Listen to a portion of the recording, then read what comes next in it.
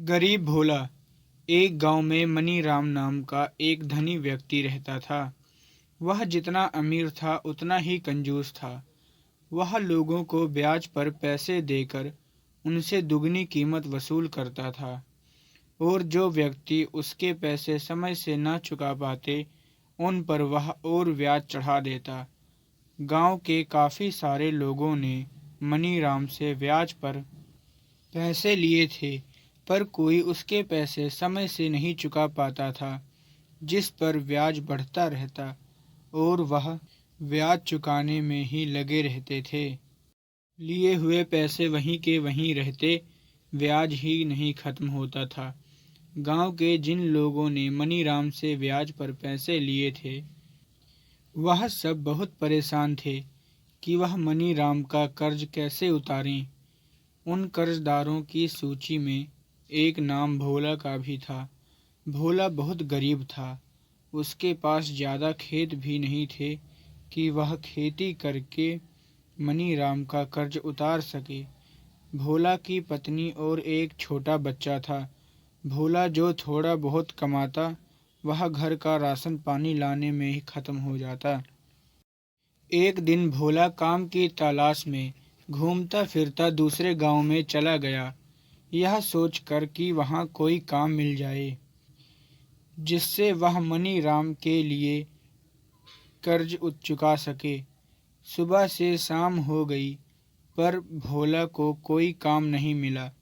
वह बहुत परेशान था कि वह क्या करे। रात होने वाली थी, अंधेरा हो गया था। भोला घर वापस आ रहा था और काफ़ी परेशान था।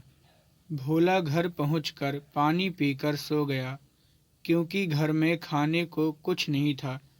धीरे धीरे वह दिन भी आ रहा था जब भोला को मनीराम के ब्याज के पैसे देने थे। इसी चिंता में भोला को नींद भी नहीं आ रही थी। ऐसे ही कुछ दिन बीत गए और वह दिन आ गया जब मनीराम को ब्याज के पैसे देने थे। सुबह सुबह मनीराम भोला के घर आया और बोला, भोला कहाँ हो, लाओ मेरे ब्याज के पैसे।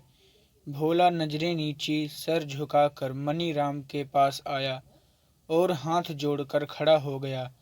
मनीराम ने कहा, क्या हुआ, कहाँ हैं मेरे पैसे? जल्दी करो, मुझे देर हो रही है। भोला ने नम आवाज से कहा, सेठ जी, मैं ब्याज के पैसे नहीं जुटा पाया। मैंने बहुत कोशिश की, पर इतना बोलते ही मनीराम ने कहा, भोला, तुमने मुझसे 10 साल पहले कर्ज लिया था और अभी तक नहीं चुका। कभी देते हो, कभी नहीं देते। लिए हुए पैसे तो दूर, तुम पर तो ब्याज का भी ब्याज लग रहा है। मैं कुछ नहीं जानता, आज तो तुम्हें ब्याज देना ही होगा। मनीराम गुस्से से अंदर आया तो उसने सामने एक चमकदार पर्दा देखा। उसने कहा, वाह भोला, तुम तो कहते थे कि तुम्हारे पास पैसे नहीं हैं, तो यह क्या है? इतना अच्छा पर्दा कहाँ से आया?